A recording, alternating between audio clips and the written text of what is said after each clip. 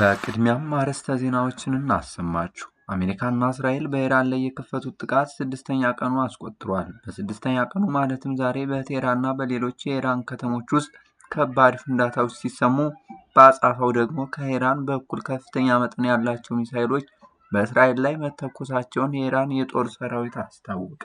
ዛሬው ዕለት ወደ ተባበሩት አረብ ኤሚሬቶች የተወነጨፉ 6 ባላስቲክ ሚሳኤሎችንና 131 ድሮኖችን ማክሸፉና ማውደም መቻሉን የሀገሪቱ መከላከያ ሚኒስቴር አስታወቀ። 1 ሚሳኤልና 6 ድሮኖች ግን አገሪቱ ውስጥ መውደቃቸውን መከላከያ ሚኒስቴሩ ጨምሮ ገልጿል። የአውሮፓ ህብረት አባል የሆነችውን ቆጵሮስ ውስጥ የሚገኝ የዩናይትድ ኪንግደም ጦር ሰፈር ላይ የድሮን ጥቃት መፈጸሙን ተከትሎ በርካታ የአውሮፓ ሀገራት ደሴቷን ለመጠበቅ የባህር ኃይላቸውን መላክ መጀመራቸው ተገለጸ። የኢራን የውጭ ጉዳይ ሚኒስቴር አሜሪካና እስራኤል በሀገሪቱ በሚፈጽሟቸው ጥቃቶች ሆን ብለው የሲቪሊያን አካባቢዎችን ኢላማ እያደረጉ ነው ሲልም ከሰሰ። ውድ የቻናላችን ተከታታዮች ሰብስክራይብ በማድረግ ቤተሰብ ሁኑ። ሁሌም የምንለቃቸው አዳዲስ ቪዲዮዎች ወይም መረጃዎች በፍጥነት እንዲደርሷችሁ የደወል ምልክቱን ይጫኑ። ቪዲዮውን ላይክ እና ሼር በማድረግ ጀምሩ። ወደ ዝርዝር መረጃዎቹ አለፍን። አሜሪካና እስራኤል በኢራን ላይ የከፈቱት ጥቃት ስድስተኛ ቀኑ ላይ በቴህራንና በሌሎች የኢራን ከተሞች ውስጥ ከባድ ፍንዳታዎች ሲሰሙ፣ ከኢራን በኩል ከፍተኛ መጠን ያላቸው የኢራን ሚሳኤሎች በእስራኤል ላይ መተኮሳቸውን የጦር ሰራዊቱ አስታወቀ። ዛሬ ጠዋት በተፈጸሙት ጥቃቶች ምክንያት የዋና ከተማ አብዛኛው ሰማይ በጥቁር ጭስ ተሸፍኖ የታየ ሲሆን፣ ከቴህራን በስተምዕራብ የምትገኘው ካራጅ ከተማ በድጋሚ በእስራኤልና በአሜሪካ ጥቃት ተመታለች። ሌሎች 2 የኢራን ከተሞች ማለትም ቡካንና ሳንጃዳም እንዲሁም ከባድ ጥቃት ተፈጽሞባቸዋል። በተመሳሳይ ኢራን ከፍተኛ ቁጥር ያላቸው ሚሳኤሎችን ወደ እስራኤል መተኮሷን የእስራኤል ጦር ሰራዊት ያስታወቀ ሲሆን፣ ሚሳኤሎቹን ለማክሸፍ ጥረት እያደረገ መሆኑንና የማስጠንቀቂያ መልእክት በዜጎቹ ስልክ በኩል እንደላከም ገልጿል። የማስጠንቀቂያው መልእክትም የደረሳቸው ሰዎች ሌላ መልእክት እስከሚደርሳቸው ድረስ በመሸሸጊያ ቦታዎች ውስጥ እንዲቆዩ የሚል ነበር። ኢየሩሳሌም ከተማ የሚገኘው የፈረንሳይ ዜና አገልግሎት የኤፍፒ ዘጋቢዎች የጥቃት ማስጠንቀቂያ ደወሎችና ፍንዳታዎችን መስማታቸውንም ዘግበዋል። ጦርነቱ ከተጀመረ ጊዜ ጀምሮ በኢራን የሚሳኤልና የድሮን ተከታታይ ጥቃት እየተፈጸመባት ያለችው የተባበሩት አረብ ኤሚሬትስ በዛሬው ዕለት ሚሳኤሎችንና ከ100 በላይ ድሮኖችን እንደተተኮሱባት አስታወቀች። የቢቢሲ መረጃ ማጣሪያ ቢቢሲ ቬሪፋይ ያገኘው የሳተላይት ምስሎች ከቅዳሜ ጀምሮ በኢራን ላይ እየተፈጸመ ባለው ጥቃት የኢራን ወታደራዊና ፖለቲካዊ አመራር ተቋማት ከፍተኛ ጉዳት እንደደረሰባቸው ያሳያሉ። በተመሳሳይም ኢራን ባህሬን ላይ በፈጸመችው ጥቃት ሰማይ ጠቀስ የመኖሪያ ሕንፃ የተመቶ ጉዳት እንደደረሰበት የሳተላይት ምስሎችም ያመለክታሉ። ቫንተር በተባለው የመረጃ ተቋም ረቡዕ ዕለት የተነሱት የሳተላይት ምስሎች በምዕራባዊ ቴህራን የሚገኝ የአገሪቱ አየር ኃይል ዋና መስሪያ ቤት ከባድ ጉዳት እንደደረሰበት አሳይቷል። በኢራን ላይ ጥቃት ከተፈጸመበት ዕለት አንስቶ 1045 ሰዎች መገደላቸውን የአገሪቱ መገናኛ ብዙሃኖች ዘግበዋል።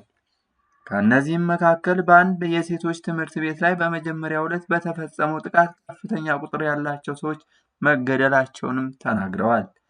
አሜሪካና እስራኤል በኢራን ላይ ያልተቋረጠ ጥቃት እየፈጸሙ ባለበት ጊዜ ኢራን በበኩሏ በእስራኤልና በሌሎች የመካከለኛው ምስራቅ ሀገራት ላይ የሚሳኤልና የድሮን የአጸፋ ጥቃቶችን እየፈጸመች ነው። በዛሬው ዕለት ወደ የተባበሩት አረብ ኤሚራቶች የተወነጨፉ 6 ባላስቲክ ሚሳኤሎችንና 131 ድሮኖችን ማክሸፉና ማውደም መቻሉን የሀገሪቱ መከላከያ ሚኒስቴር አስታወቀ። 1 ሚሳኤል እና 6 ድሮኖች ግን አገሪቱ ውስጥ መውደቃቸውንም መከላከያ ሚኒስቴሩ ገልጿል። የተባበሩት አረብ ኤሚሬቶች መንግስት ግልጽ የሆነው የኢራን ጥቃት ከተጀመረበት ቅዳሜ ዕለት አንስቶ 196 ባላስቲክ ሚሳኤሎች ወደ ሀገሪቱ መወንጨፋቸው እንደታወቀ አስረድቷል። 8 ክሩዝ ሚሳኤሎች ደግሞ እንደተለዩና እንደወደሙ አስታውቋል። የተባበሩት አረብ ኤሚሬቶች ውስጥ በተፈጸሙ ጥቃት የፓኪስታን፣ የኔፓል እና የባንግላዴሽ ዜግነት ያላቸው 3 ሰዎች እንደተገደሉና 94 ሰዎች እንደቆሰሉ መከላከያ ሚኒስቴሩም ጨምሮ ገልጿል። የእስራኤል ጦር በበኩሉ አገሪቱን ኢላማ ያደረጉ ተከታታይ የኢራን ሚሳኤሎች መወንጨፋቸውንና ወደ አገሪቱ እየመጡ መሆኑን እንደተለየ ገልጿል። የእስራኤል መከላከያ ሰራዊት በማህበራዊ ሚዲያ ገጹ ባወጣው መረጃ የሀገሪቱ የመከላከያ ስርዓቶች ሚሳኤሎችን ለማክሸፍ እየሰሩ መሆኑንም አስታውቋል። ጥቃት ሊደርስባቸው በሚችሉ አካባቢዎች ወደሚገኙ ሞባይል ስልኮችን የማስጠንቀቂያ መልእክት መላኩንም አክሏል። የማስጠንቀቂያ መልእክት የደረሳቸው ሰዎች ተጨማሪ መመሪያ እስከሚሰጣቸው ድረስ በተጠበቁበት ቦታ ወይም በተደበቁበት መጠለያ እንዲቆዩ ተነግሯቸዋል። የአውሮፓ ህብረት አባል የሆነችውን ቆጵሮስ ውስጥ የሚገኙ የዩናይትድ ኪንግደም ጦር ሰፈር ላይ የድሮን ጥቃት መፈጸሙን ተከትሎ በርካታ የአውሮፓ ሀገራት ደሴቷን ለመጠበቅ የባህር ኃይላቸውን መላክ ጀመሩ። የጣሊያን መከላከያ ሚኒስትር ጊዶ ክሮሴቶ አገራቸው ቆጵሮስን ለመከላከል ከስፔን፣ ፈረንሳይ እና ኔዘርላንድ ጋር በመሆን የባህር ኃይል መሳሪያቸውን እንደምትልክ ተናግረዋል። የባህር ኃይሎቹ ስምሪት በመጪዎቹ ቀናት ውስጥ እንደሚከናወንም ሚኒስትሩ ተናግረዋል። የፈረንሳይ መንግስትም ተመሳሳይ እርምጃ እንደሚወስድ አስታውቋል። የፈረንሳዩ ፕሬዚዳንት ኢማኑኤል ማክሮን ከጣሊያንና ግሪክም መሪዎች ጋር የስልክ ንግግር እንዳደረጉና ሀገራቱ ጦራቸውን ወደ ቆጵሮስ ለመላክ እንደተስማሙ የፕሬዚዳንቱ ጽሕፈት ቤት አስታውቋል። ይህ በእንዲህ እንዳለ ከደቂቃዎች በፊት በሜዲተራኒያን ደሴት በምትገኘው ቆጵሮስ ውስጥ የዩናይትድ ኪንግደም ጦር ሰፈር ባለበት አክሮቲሪ ጥቃት ሊፈጽም እንደሚችል የሚገልጽ የማስጠንቀቂያ ደውል ተሰምቷል። ለአካባቢው ነዋሪዎች የተሰማው ማስጠንቀቂያ ድምፅ ለ10 ደቂቃ ገደማ ቆይቷል። ይህ ማስጠንቀቂያ የተሰማው የዩናይትድ ኪንግደም መከላከያ ሚኒስቴር ጆን ሄሊ ሳይፕረስን እየጎበኙ ባለበት በዛሬው ዕለት ነው።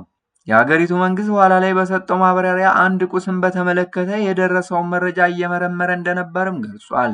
ቁሱ ወደ ብሪታንያ የጦር ሰፈር እያመራ መሆኑን የሚያሳይ ምንም ምልክት እንደሌለም አስታውቋል።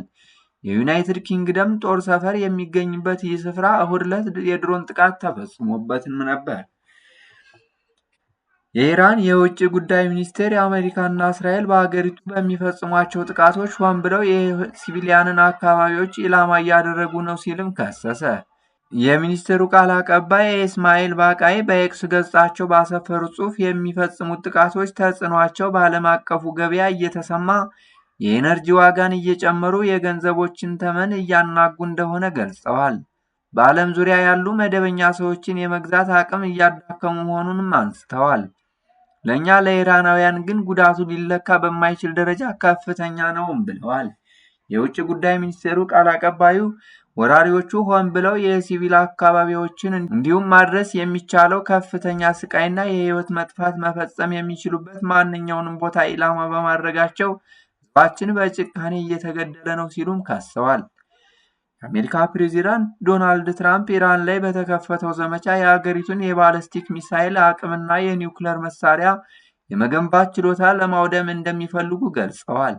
አሜሪካና እስራኤል ዘመቻ በከፈቱበት ባለፈው ሳምንት መጨረሻ ሚናብ በተባለው የኢራን ከተማ በሚገኝ የሴቶች ትምህርት ቤት ላይ በተፈጸመ የአየር ጥቃት ከ160 ሰዎች በላይ መገደላቸውን የሀገሪቱ ባለስልጣናት ገልጸዋል። ከቅዳሜ ዕለት አንስቶ እስከ ረቡዕ ባሉት ቀናትም በኢራን ከ1000 በላይ ንጹሐን መገደላቸውን መቀመጫውን በአሜሪካ ያደረገው የሰብአዊ መብት ተሟጋች የዜና ወኪል ኢራና ዘግቧል። የዜና ወኪሉ ዘገባ እንደሚያመለክተው ከተገደሉት ሰዎች ውስጥ 181 ያህሉ ዕድሜያቸው ከ10 ዓመት በታች የሆኑ ህጻናት ናቸው። የአሜሪካ ጦር በሴቶች ትምህርት ቤት ላይ ተፈጽሟል የተባለውን ጥቃት በተመለከተ እያጣራ መሆኑን ሲያስታውቅ፣ የእስራኤል ጦር ደግሞ በአካባቢው ላይ ስለተካሄደ ማንኛውም ዘመቻ እንደማያውቅ ገልጿል።